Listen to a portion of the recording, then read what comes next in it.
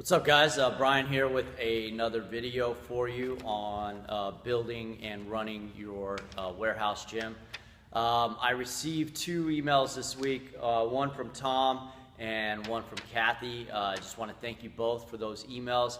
They're basically asking me about insurance, taxes, liability, that type of thing. And I realized I hadn't gone over that in earlier videos, which I should have.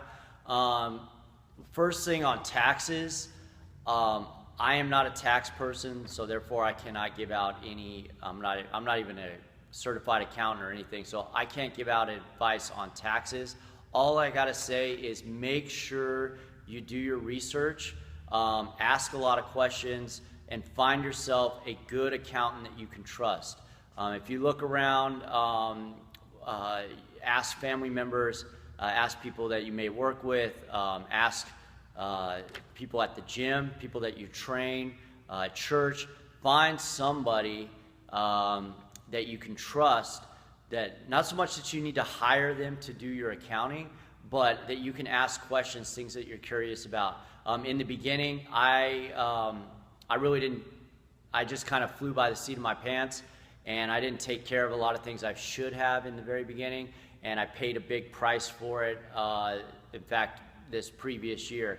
I've actually cleaned all that up, so I'm good to go now. I've got myself an accountant who takes care of everything, plus I do the books on my end too, so I'm able to check things out myself. Different states, different cities, they all have different tax laws, if you want to call them that. So make sure you do the research and get that squared away if you're bringing in money. Now, as far as insurance goes, if you're training more than 5 people, I say go ahead and get yourself insurance. When I was doing those boot camps, I went ahead and got myself a policy. It literally ran me $60 a month, which isn't very much. It was $1 million liability policy. Basically covering me if somebody was to get injured.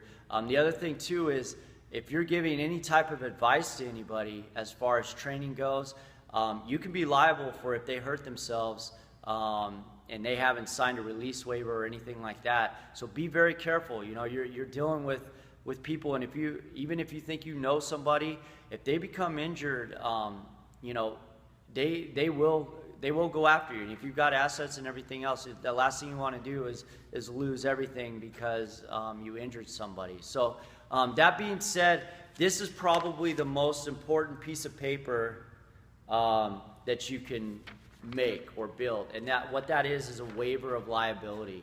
So I'm not saying that this is, if there was a lawsuit against you, that this would hold up in court with just this. You might still need some sort of insurance, but this helps you out a lot. You want to make sure that everybody that either walks in your doors or that you're training out there in the parks or at schools, wherever you're training people or that you're coming into contact with, like I said before, if you're giving advice on training, make sure they sign one of these waivers. I was lucky enough that I was training a lawyer, so I bartered out some training so that she could write this waiver up for me. I have no problem emailing this waiver out to you guys. I have it in a PDF form. In fact, Tom, I already told you I'm going to email this out to you. And basically, you just go through and change the blank areas where you would put in your gym name or your name personally, if you don't have a gym name, or your business name, so that you can basically have your own waiver. So yeah, just shoot me an email at thomasonbrian, THOMASON, Brian, BRIAN, @gmail.com. Because back when I was starting out, I didn't really know much about these at all, and I didn't know how to write one up. So I don't mind passing that info on to you guys. But if you have your own waiver, make sure it's dialed in, make sure a lawyer reviews it. You don't want any holes in that. The last question I had at the end of one of their emails, couldn't remember if it was Tom or Kathy, they were talking about should they set, in the beginning they're only training a few people, should they set up a corporation or LLC? My opinion is you need, again, go find somebody with the right business advice. In California, the corporate taxes and things like that aren't the most friendliest.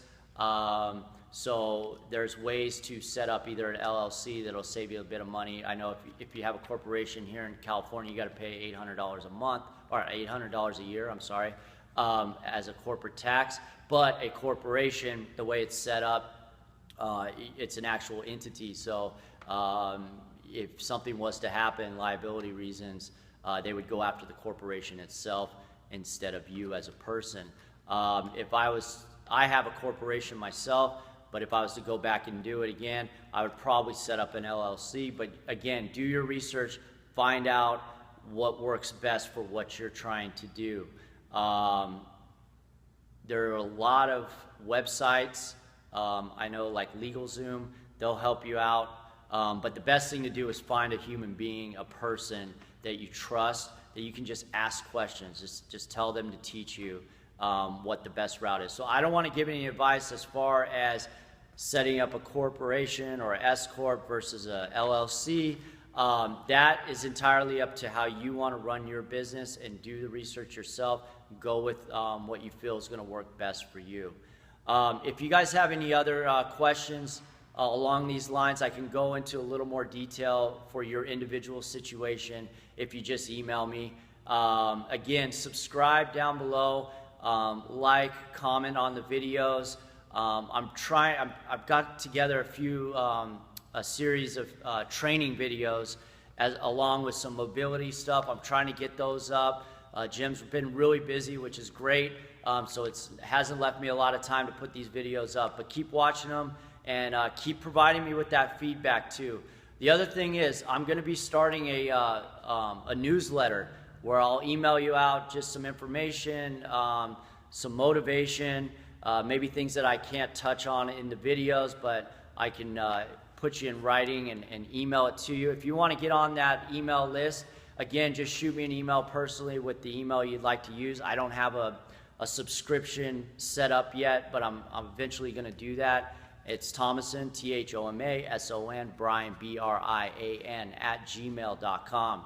All right, guys, stay strong. Keep pursuing that dream and keep hustling.